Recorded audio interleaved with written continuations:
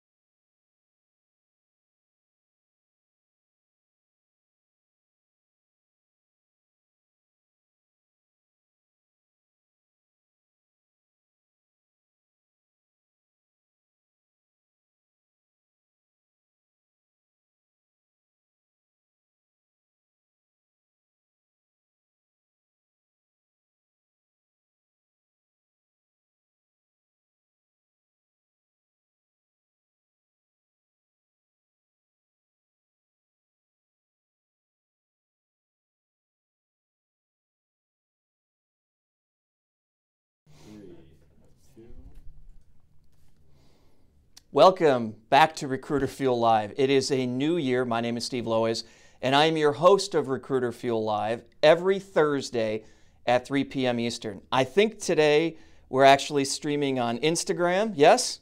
We're there. We're on YouTube, so if you want to watch us there. We are on Facebook, correct, David? Correct. So I think we are in the three primary places we want to be. Maybe in the future we'll get it to work off of the Qualigence.com site, but I think it's one thing at a time. So again, my name's Steve Lois. I'm your host.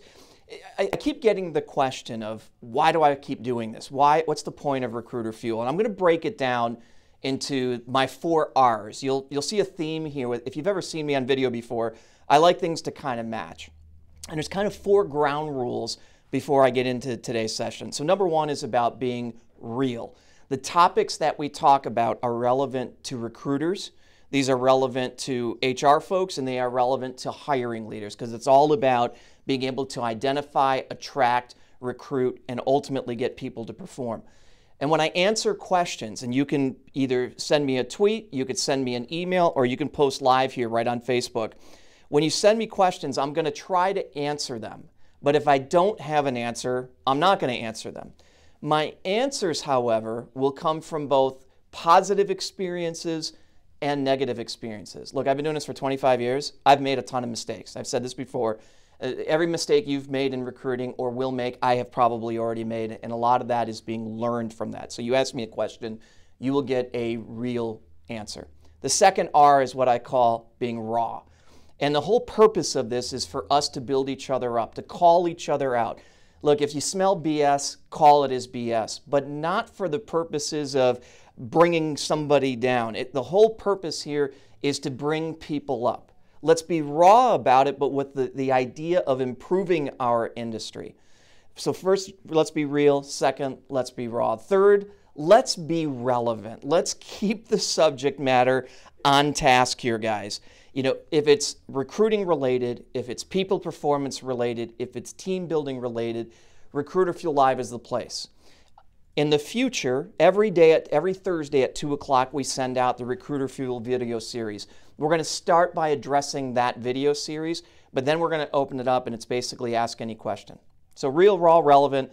And the last thing, these are all about getting better results. So we talk about these things related to recruiting. We talk about these things related to people performance, not just for the heck of doing it or to bitch about it or whatever the case is. It's actually to improve what we do in our everyday lives, to improve our organization, to improve our ability to recruit and find the right people. So those are my 4 R's. Let's be real, let's be raw, let's keep it relevant, and let's focus on the results. That's Recruiter Fuel Live. Now, we're in the new year. We're starting new. In 2019, if you've made a New Year's resolution, better question. Who hasn't made a New Year's resolution? You know, this is something that we go through every single year. What are we going to do? What should we do? Now, I was on vacation last week, and if I look down on some of these gizmos here, I got Facebook open here, I've got my tweet feed sitting here, I've got YouTube over here, so I'm going to try to I got Instagram over here. I'm going to try to address all of them as the questions come through. But anyways, so last week I was on vacation, and I got an email from a longtime recruiter friend of mine. He's an executive search consultant. He's been both internally as well as externally for brands you and I know. Think of the Fortune 10.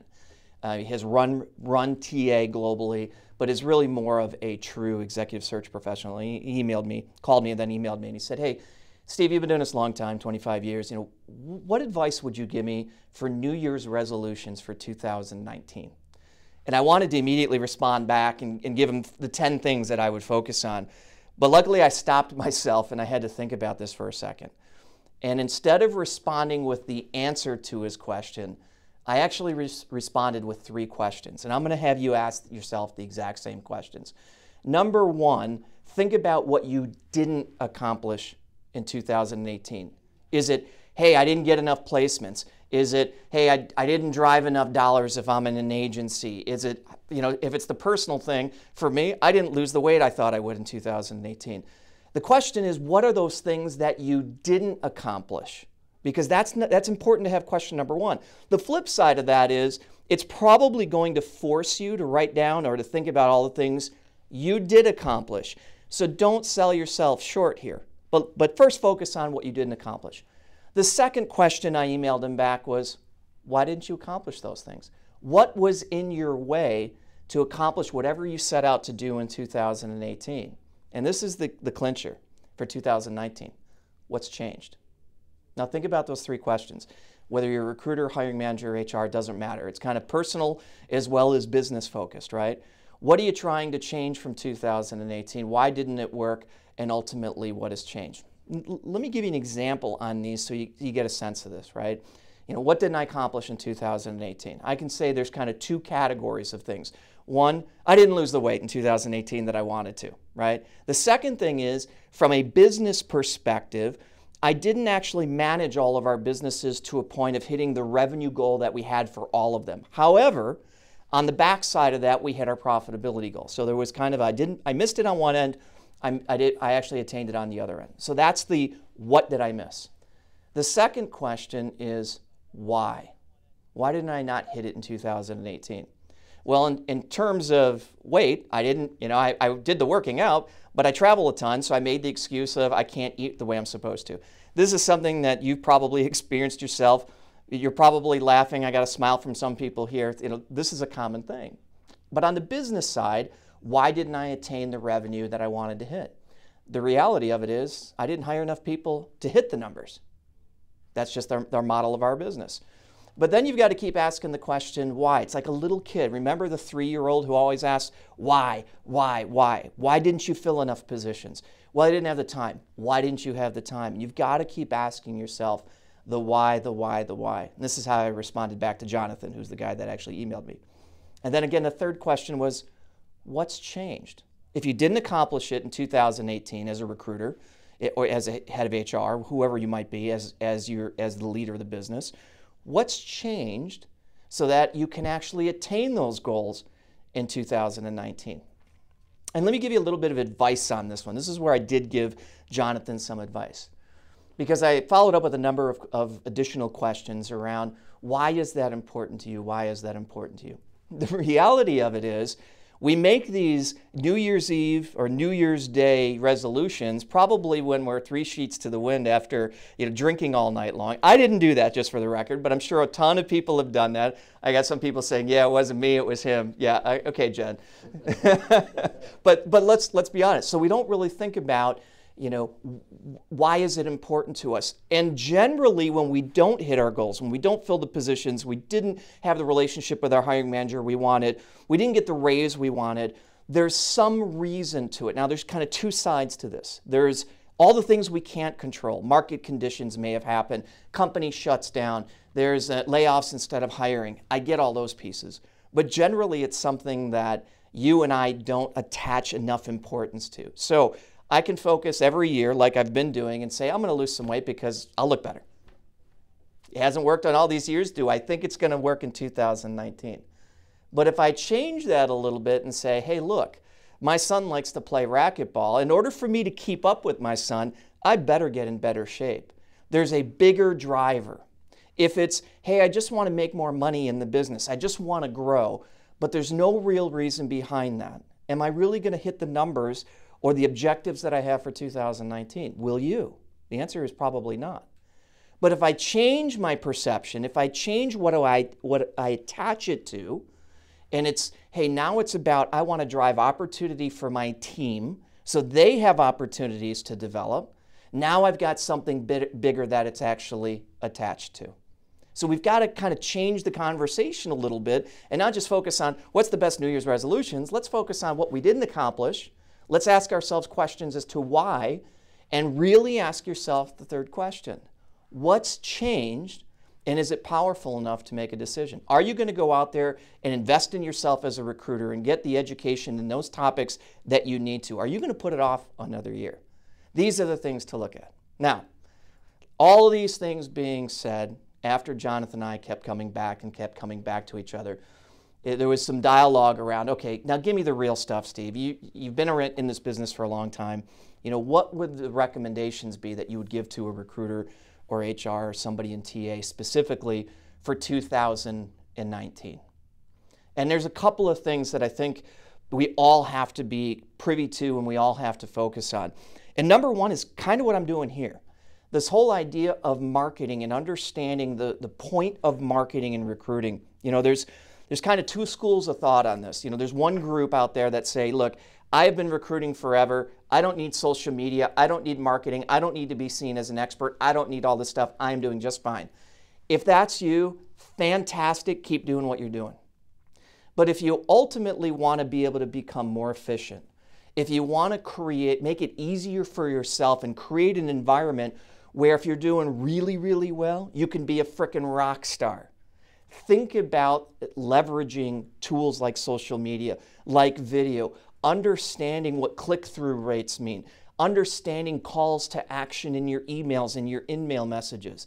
And ultimately, it'll create a certain persona for you about who you are, the expert, that niche that you're in, where it will ultimately drive clients to you if you're a third party, and can ultimately even drive candidates to you if you put out content that is relevant to the niche that you're recruiting for. So number one, I'm going to say marketing is absolutely key. Number two is this whole idea of sales 101. Now, I had this conversation, as I said, with Jonathan, and Jonathan said to me, well, you're talking about all this new age stuff with marketing and all that, which is not new age by any stretch of the imagination any longer. This is old school stuff. But then I came back around to telling him about really developing his sales skills. Think about it in terms of sales 101 skills, right? Because things like social media, things like marketing, media, driving candidates or driving customers to us only goes so far. The whole purpose is to get them to you so you can have a conversation, you can develop a relationship.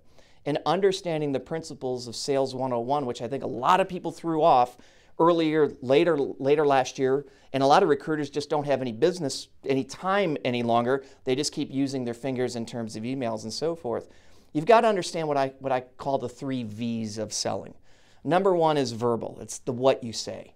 Number two is this whole idea of being vocal, and it's how you say it. You've heard the saying, right? It's not always what you say, it's how you say it. And if you happen to be in front of a candidate or a prospect or a client, the third one is ultimately visual, which is what we're doing right here on this camera, right? You've got to pay attention to all 3 because the power, especially of vocal and visual in recruiting, is off the charts if you know what you're doing. So that would be number 2. Number 1 is marketing. Number 2 is let's shore up your skills in selling and the gift of building relationships and of communication. And we'll have some further sessions. We'll be talking about this whole idea of communication. The third one is around, let's call it efficiency. And I'm going to dump in efficiency, artificial intelligence, and all these awesome automation tools that if you're not on top of some of these things, you really got to spend some time. Make it your 2019 resolution to better understand where this industry is going. But I'm going to caution you, these tools are not meant to replace what we do. They are meant to allow us to do more of what we do well as recruiters. Now, let's think about this. Automation, artificial intelligence, CRM systems, whatever you have, it's not really made to replace you in that relationship with the candidate. It's really made to help you get to that relationship faster. So have the right perspective. Look at all the stuff that's being talked about in candidate experience. It's not providing a great candidate experience when they're lost in technology hell. Remember that, right? So use these tools to become more efficient, not just to get them through the process as fast as you can, because it doesn't always leave them ultimately with the best candidate experience. And the number 4 is focus in 2019 on performance. Now let me qualify what I mean by that. I don't mean just the performance of you as a recruiter, as a hiring leader, as an HR person, but I'm talking about the performance of the candidate you place, the candidate you counsel, the candidate that you ultimately hire. See, we have this perception that recruiting stops once the candidate starts, but I'll disagree with that. If your focus is long-term about the performance of that particular candidate, the game starts to change. Your relationship with your hiring leader, your relationship with your recruiter, if you are the hiring leader, completely changes. We've had a broken industry for all of these years, an industry that's getting pretty expensive to use, right, if you're using third party, or if you're building it internally with all the tools. but focus on the performance of your candidates and make that be the litmus of if you're doing your job well or not very well. So I had to bring up that question that Jonathan had brought up that I hope is going to jar a little bit of your brain to think about 2019 and your resolutions for 2019 in a very, very, very different way. Now, let me point out a couple of things that are coming up here. Again, every Thursday at 2 p.m. Eastern Time, we'll be sending out our Recruiter Fuel video series, which is really recruiters that I interview, spend some time with, have some dialogue with about a topic that might be taboo at times, but it's relevant to what you and I are doing in recruiting today. Make sure you get on our list. Go to recruiterfuel.com, click on subscribe. If you want to be a guest, please let me know. We'll continue 3 o'clock with Recruiter Fuel Live, which is what we're doing right now. Send me your questions ahead of time. The last couple of weeks, we've had some great questions. I figured today would probably not be as many, so I wanted to talk about what's going on in the new year. Send me a tweet at slois. Send me an email at slois@qualigence.com. However you want to get the questions to me would be great. In addition, we're going to be continuing our free webinar series, which is going to be coming up here in the next couple of weeks. Our next one is on the 16th, all related to topics of how to improve recruiting, how to improve what we do. If you've got an idea around something that you can either talk about yourself, teach other recruiters, or you want us to do, please make sure you let me know as well. So we're into 2019. Let's see if we've got any comments. Keep doing what you're doing. Thank you very much on that. And these are from friends of mine. So you know you got your friends when they're saying, hey, keep doing it, but you're talking too much. You know, this is what I call being raw, right? Real and raw with some of my buddies that are out there in the recruiting world. Listen, we'll see you a week from today. Make sure you get me your thoughts, your questions. Check out next week's Recruiter Fuel that goes out at 2 p.m. specifically because we're going to be talking about the new law in California that just went into effect, I believe, January 1st, where corporations that are domiciled or have a major office in California are now being forced to have females on their board. We're going to have 2 different generations talking about it, both females, to get their perspective. We'll see you guys next week.